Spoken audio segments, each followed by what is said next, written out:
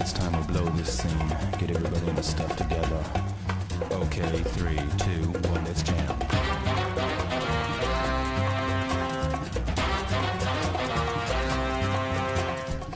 Bienvenidos hoy a un nuevo programa de Sociópolis.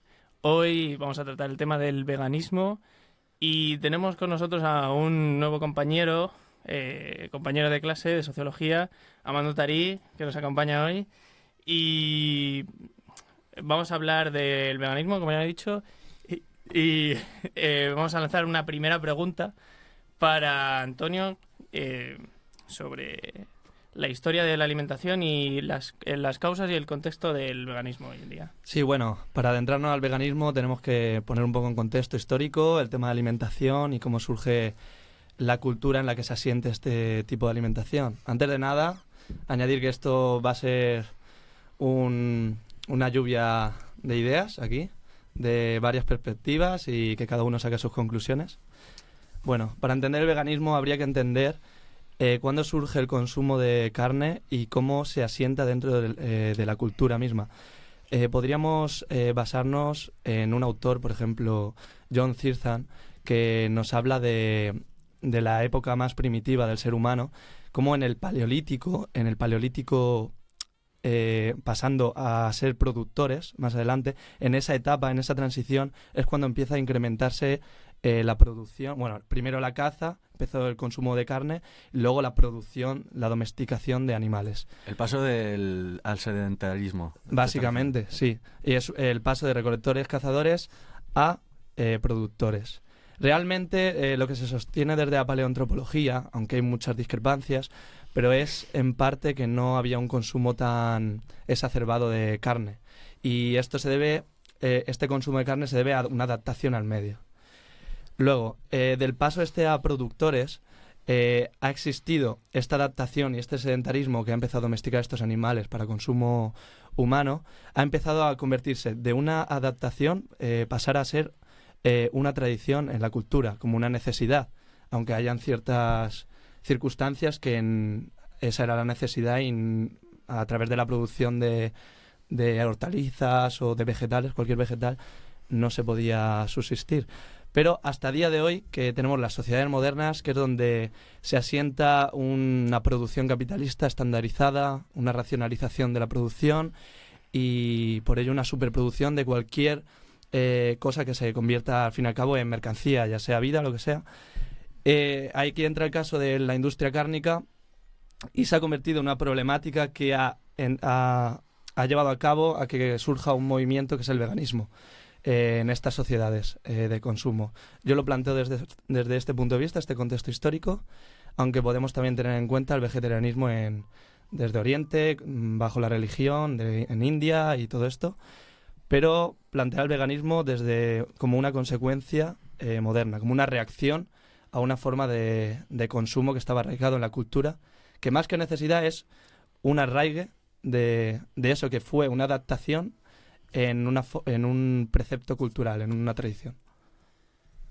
Buenas, encantada de estar aquí con vosotros. Sí, al hilo de lo que comentaba Antonio, es que al fin y al cabo la alimentación está determinada, ¿no?, por el entorno ecológico, que a su vez condiciona la fertilidad, ¿no?, y el acceso a un tipo de alimentos. Por lo tanto, contextualizando el veganismo, que no solo abarca en este caso la alimentación, sino que también otros campos como la vestimenta, la experimentación, en definitiva cualquier tipo de explotación y cosificación animal, claro, hay que tener en consideración que contextualizado, por ejemplo, los inuit no podrían tener opción a elegir si son veganos o no, porque responden a una necesidad de supervivencia. ¿Define qué son los inuit? Los inuit son los esquimales en este caso.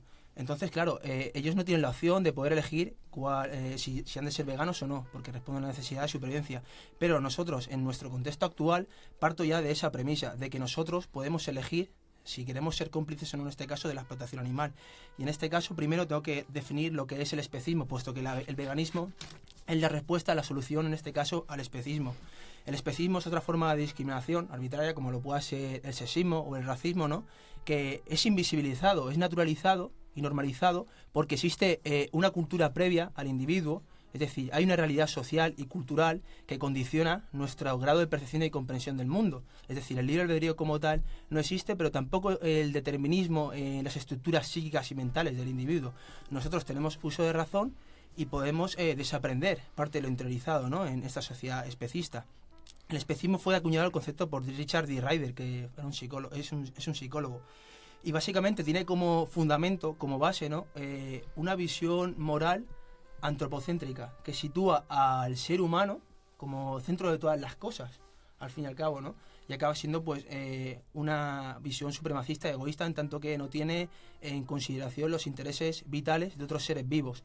Que incluso, claro, muchos individuos no es que expresen de manera intencional esa discriminación, sino que la han internalizado y por lo tanto la han naturalizado. Sí, yo para contextualizar también el veganismo me gustaría hablar de los que son, o sea, porque muchas veces se dice, y mis compañeros están de acuerdo con esta premisa, es que el veganismo solo ha sido posible en un espacio temporal determinado.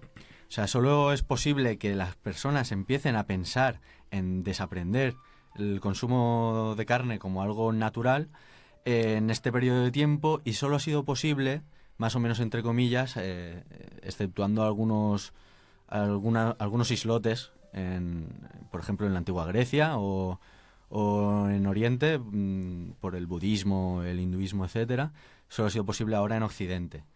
Y sobre todo también dependiendo de un nivel adquisitivo determinado también. Hoy en día en Occidente estoy hablando, por el sistema capitalista de producción y consumo en el que nos vemos inmersos. Y quería delimitarlo como un pensamiento, una ideología puramente moderna, que no hubiese sido posible por el humanismo y por ende también el antropocentrismo, entre otras cosas, porque el humanismo lo que busca es el mejoramiento humano a través de buscar las verdades últimas sobre él, y el veganismo lo que hace un poco también es pues llevar eso, buscar las verdades últimas sobre la vida, y lo coge todo en el reino animal, y es como ampliar los horizontes de empatía, que en el humanismo es el simple hecho de ser humano, y en el veganismo es el simple hecho de ser vivo, o tener, si no ser vivo, tener un sistema nervioso central. Quería sobre todo hablar de las condiciones materiales y culturales que se dan para que el veganismo pueda ser lo que es. Pues una de las condiciones culturales sería el humanismo, al igual que en Oriente el hinduismo y el budismo, que son religiones que de alguna manera, al igual que el humanismo es pues, un pensamiento, de alguna manera dotan de sentido a la acción social, a la acción humana. Y es esa moral, ese efecto de superficie, lo que guía esa acción humana hacia adoptar, por ejemplo, la premisa de la no violencia en el budismo o en el hinduismo, al igual que la moral cristiana, también tiene mucho que ver en la modernidad y en cómo el Renacimiento, imbricada, maridada con el humanismo griego de la antigua Grecia, ha creado todo esto. Sobre todo, hablar ya a modo conclusorio, porque me excedo, hablar del supuesto de la experiencia que da la modernidad. Pues la modernidad lo que nos hace es apartarnos de la tradición y un sentido totalizador que da la tradición, como puede ser la religión, que dotaba pues, un sentido homogeneizante a la acción humana. Y la modernidad lo que ha hecho es que nos rijamos por estamentos de conocimiento, microconocimientos, que son internamente referenciales, es decir, que se rigen por sus propias normas reflexivas. De aquí surge lo que puede ser el ecologismo, de una esfera de conocimiento limitada y no completa, como lo que se habla siempre de las grandes literaturas, ¿cómo es? Los grandes relatos, no me salía, los grandes relatos. Lyotard. Exactamente, los grandes relatos.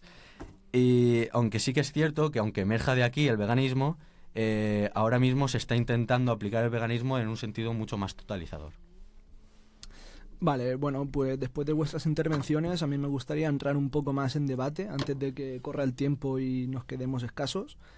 Mi compañero Amando, nuestro compañero Amando, hace constantemente alusión a conceptos como explotación, especismo, discriminación. Y yo creo que estos conceptos nacen, se desarrollan, se entienden y solo pueden ser explicados al interior de las comunidades morales.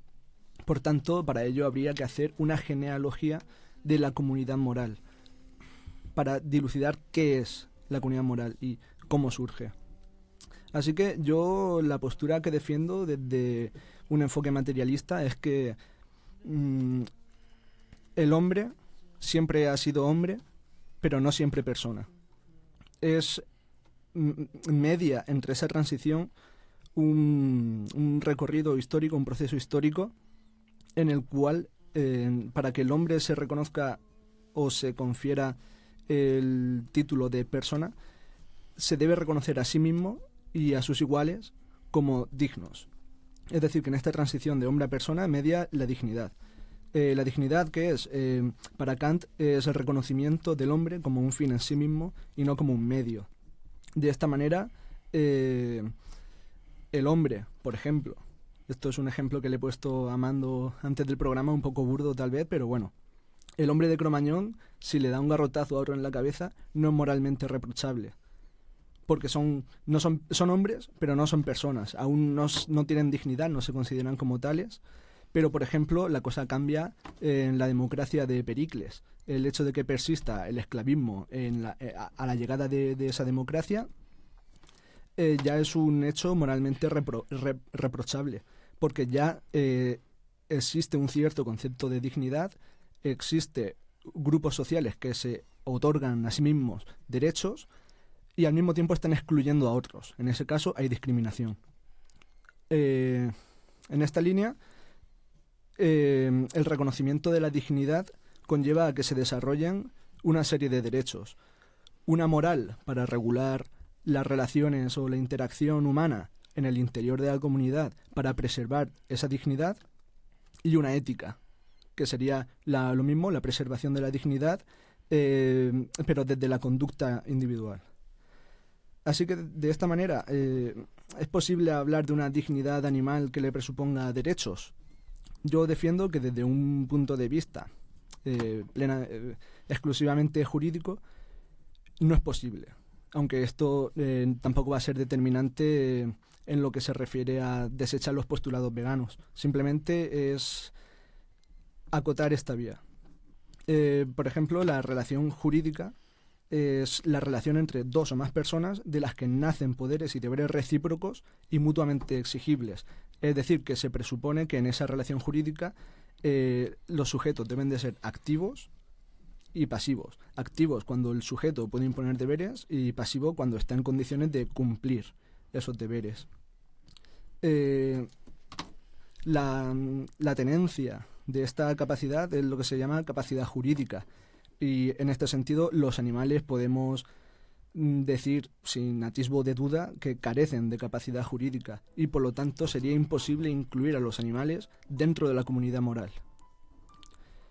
De esa manera, conceptos como explotación, especismo, discriminación, que son conceptos morales que nacen dentro de la comunidad moral, yo creo que solo son aplicables dentro de esa misma comunidad moral y no pueden ser aplicadas a entidades ajenas a esa comunidad moral, que sería un poco caer en una antinomia en el sentido que utilizaba Kant también cuando hablaba de las categorías del entendimiento humano aplicadas a objetos que eran ajenos al propio entendimiento humano.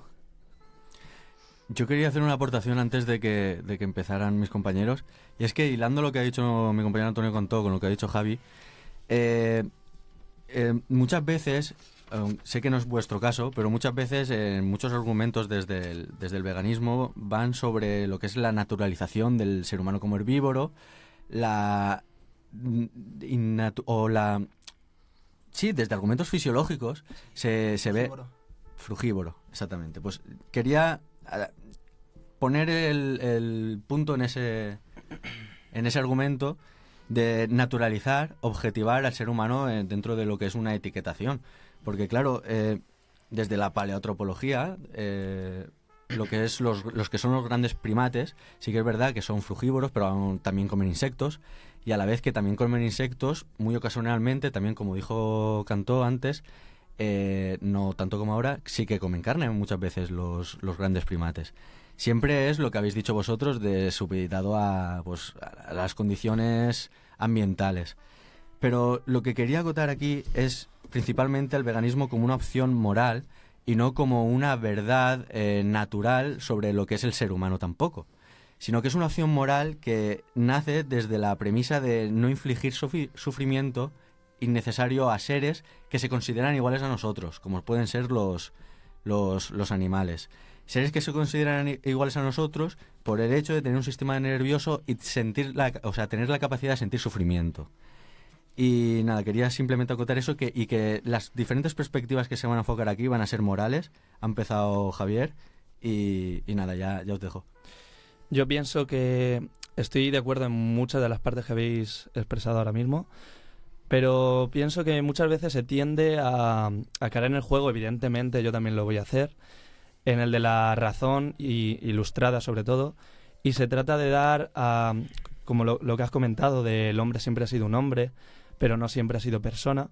Es como que le está dando a esa persona, ya sabemos que persona viene significa etimológicamente, por así decirlo, la identidad, es la máscara, persona, prosopon. Es como darle mayor calidad a ese animal por el hecho de tener una identidad y conformarse en sociedad, por todo el transcurso de la historia. Mientras que se estaría dando una legitimidad a lo que es la domesticación y explotación, que se supone que no tendría cabida porque no entra en la misma cualidad de persona.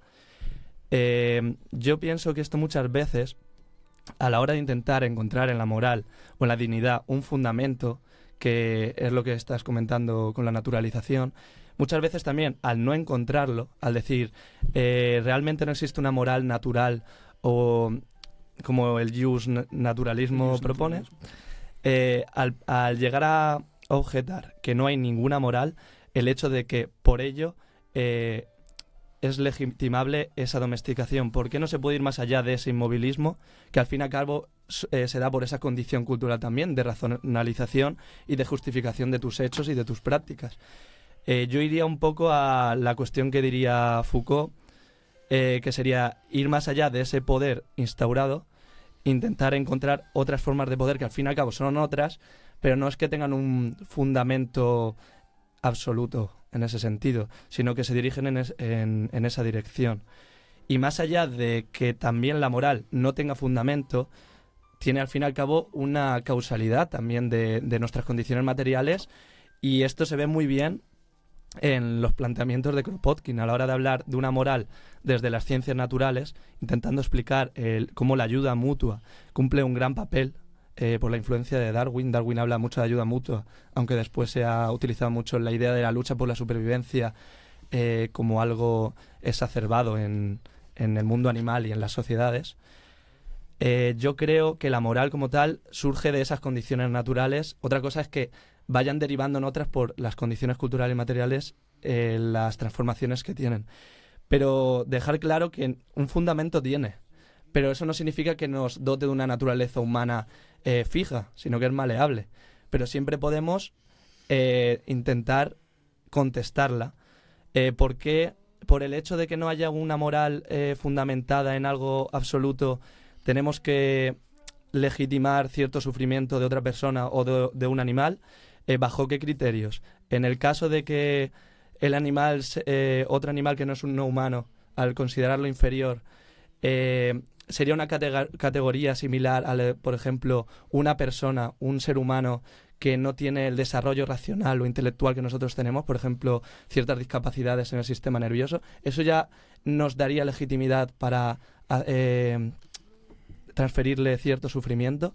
Esta es la cuestión, que si no hay fundamento, podemos caer en cierto inmovilismo, pero cierto fundamento hay de que al fin y al cabo hay efectos de poder, y podemos contestarlo. Claro, al hilo de lo que habéis comentado, vosotros dos, claro, evidentemente el veganismo lo que busca no es una reciprocidad, es decir, busca un cambio en el estatus de los animales, de recursos, de objetos, ¿no?, a seres sintientes con intereses propios. Por lo tanto, ellos no pueden organizarse de manera jurídico-administrativa como nosotros por razones más que obvias, ¿no? Pero básicamente la defensa es esa, en consideración a que tienen capacidad de sentir y de sufrir. Entonces, al fin y al cabo, sí, lo que sí que quiero remarcar es que el veganismo puede ser desvirtuado si se ve simplemente como una mera oferta y demanda, ¿no?, como una mercancía. me parece clave que lo que hay que cambiar son los fines. Es decir, el cambio que se produce de la Edad Media con el posterior desarrollo del capitalismo, que lo estudia en profundidad Max Weber, y en la ética protestante y el espíritu del capitalismo, es como la vida pasa de ser un fin a ser un medio. Y en este caso, el trabajo pasa a ser un fin. Por lo tanto, la clave es cambiar la relación que tenemos, no solo entre nosotros, entre nuestros semejantes, ni con los animales no humanos, también incluso la relación que tenemos con la naturaleza. Eso me parece esencial y primordial.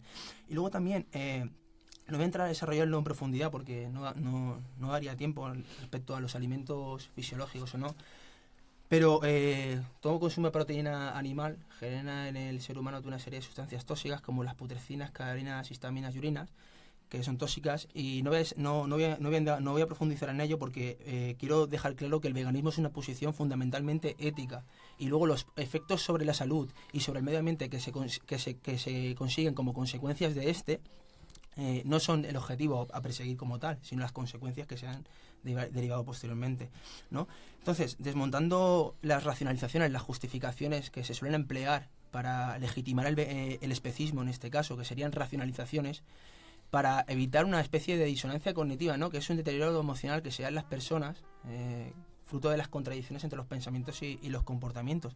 La disonancia cognitiva la estudió en su día Leon Festinger, en la teoría en la psicología, y las más empleadas, sobre todo, es la de que es necesario y que la explotación animal es algo necesario. Esto es confundir verdades, una verdad con opiniones generalizadas, puesto que la explotación animal es innecesaria. Por lo tanto, éticamente, no es respetable la explotación animal porque representa un daño que es innecesario. En el reino animal, en el reino vegetal encontramos todos los aminoácidos, oligoelementos, en este caso, ¿no? Ácidos grasos, excepto la B12, que muchas veces se alude a ella para denostar el veganismo, pero es que la B12 no es ni de origen animal ni vegetal, en este caso es de origen bacteriano, y muchas de las personas que son omnívoras obtienen la vitamina B12 a través de los suplementos que le han dado los alimentos, porque no tienen las bacterias necesarias para poder sintetizarla.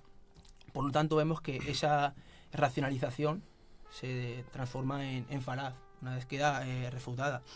Y por otro lado, también otra de las racionalizaciones que se emplean comúnmente es la de aludir a la normalidad. Y debemos de considerar que, claro, que normalidad y ética no se corresponden, porque al fin y al cabo forman parte de la cultura de las costumbres, ¿no? De lo que vendría a ser una posición hegemónica, especista. Entonces, por ejemplo, claro, el colonialismo también era normal y era legal en este caso, ¿no? El apartheid, y entonces no podemos acudir a esta serie de cuestiones. Por otro lado, lo que comentaba Antonio, a la discriminación, muchas veces se alude, es conocido como el argumento de la superposición de las especies, desde el punto de vista antiespecista, y desde el punto de vista especista, los casos marginales, que es aludir a una serie de capacidades relacionales y de inteligencia empíricas y exclusivas en el ser humano. Es decir, pero parten de una premisa falaz quienes afirman esto para justificar la explotación animal, porque no todas esas condiciones y esas capacidades relacionales se dan en todos los seres de la misma especie. Por ejemplo, un bebé no tiene la misma inteligencia que un adulto o una persona con disfunción cognitiva, o no todo el mundo tiene la capacidad de establecer relaciones. Entonces, por lo tanto, si aplicamos esa misma lógica, también legitimaríamos y apoyaríamos en este caso la explotación de las personas que no tengan estas capacidades. Entonces acaba subyaciendo una lógica acaba subyaciendo una justificación, ¿no?, a esa lógica de dominación especista. Claro, yo en este sentido yo pienso que mi anterior intervención ya es incongruente con tu argumentación actual, por el mero hecho de que yo lo que estoy criticando es que se juzgue desde los parámetros de la ética y de la moral realidades extramorales. En este caso, yo creo que los animales son seres no humanos, sintientes, pero extramorales. Entonces, juzgar el consumo animal, o bueno, mejor dicho o más matizado, la explotación animal, la explotación en sentido económico, entiendo yo, es incurrir en esa antinomia que he dicho antes. De todas formas, pues puedo seguir desarrollando la postura previa, también a colación de otro de tus argumentos. Has sacado a colación el tema del apartheid, por ejemplo, y demás, y eso responde a una premisa del veganismo, que básicamente lo que vendría a decir es que no se puede estar en contra de ningún tipo de discriminación y ser especista, porque es otra forma de discriminación. Entonces, yo lo que pienso al respecto es que es imposible equiparar la discriminación, ya sea de la mujer o de otras razas, o en base a inteligencia o cualquier tipo de discriminación, a la discriminación entrecomillada de los animales. Porque pienso que la discriminación, en cualquiera de sus formas, ya sea machismo, racismo, clasismo, etcétera, acontece al interior de las comunidades morales, y de la misma manera es un concepto moral, el de discriminación. Y por lo tanto, nada de lo que ocurra fuera de la comunidad moral puede ser correctamente interpretado desde esos parámetros, desde ese lenguaje, el lenguaje de la moral. Puedo- El especismo, en este caso, es el producto de juzgar moralmente un hecho que es extramoral. Entonces, yo lo que quiero decir es que nada más y nada menos. Simplemente lo que quiero decir es que desde el lenguaje de la moral y la ética no se puede fundamentar el veganismo. Ahora bien, por ejemplo, hay un principio ético presente en la ética de Spinoza, que es el de la firmeza, que dice: la firmeza aplicada a uno mismo es fortaleza, aplicada a los demás es generosidad. En este sentido, yo evidentemente no trato de justificar la sobreexplotación animal, sino que pienso que el ser humano, gracias a nuestro raciocinio, podemos hacer uso de esa generosidad que es firmeza aplicada al débil. En ese sentido, está más que evidentemente claro que pegarle una patada a un perro que va por la calle es un hecho totalmente deleznable. Pero al mismo tiempo, condenar bajo las mismas categorías morales y éticas el consumo animal, creo que no es procedente. Creo que no se puede juzgar desde esa óptica de la moral. Consumo, o sea, yo creo que sí, que se puede clamar contra los procesos industriales en la producción de mercancías, nos guste o no, animales, basadas en la racionalidad instrumental, por supuesto que sí, pero yo lo que defendería en este caso sería una postura reformista. Yo, para hacer un pequeño apunte a lo que ha dicho mi compañero, es que veo que subyace en las críticas del veganismo al especismo, como has comentado a Max Weber, por ejemplo, siempre se citan a autores que critican a la propia modernidad. Y es este especismo del capitalismo salvaje, esa cosificación salvaje que también se le hace a diversas personas, también por ejemplo, la que suele recibir todas las críticas. Y esto desde una mirada estructural, como puede ser que, por ejemplo, la mayoría de los veganos son urbanos. Puede ser esto que se haga un secuestro de la experiencia de lo que es la relación humano-animal domesticado que ha existido siempre. Esa relación humano-animal domesticado en el que el matar a un animal para su consumo propio de tu granja no está visto de ninguna manera moral ni inmoral. Se ha secuestrado esa experiencia de nosotros, tenemos una seguridad ontológica en ese sentido que nosotros la hemos perdido de vista. Y entonces las críticas que se le pueden hacer al sistema ahora sí que son la sobreexplotación, que también, acabando con ello, se pueden acabar con muchos de los problemas climáticos que también el veganismo acata como consecuencia de que la sociedad se hiciese vegana.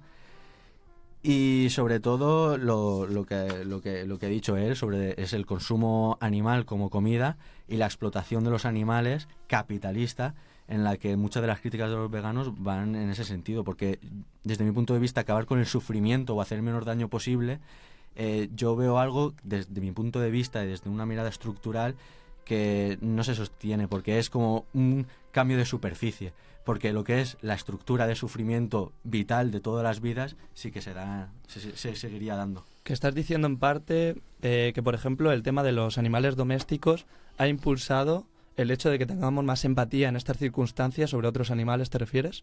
Debido a la superproducción en la industria cárnica.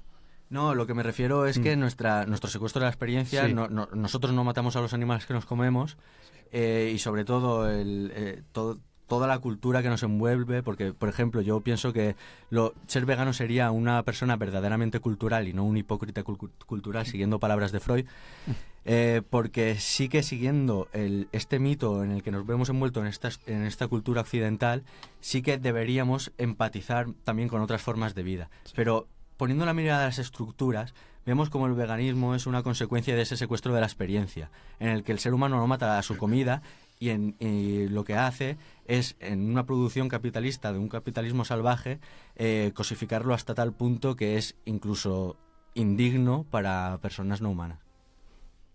Sí, yo básicamente quería apuntar a lo anteriormente dicho por Javi, y a raíz de lo que has dicho, que es más o menos constatar lo que he dicho antes, de que la moral muchas veces intentamos buscar su fundamento, pero hay que tener en cuenta que la moral es un producto de la vida, de las fuerzas que subyacen en ella. La moral no surge de la nada, surge de unas condiciones que se dan.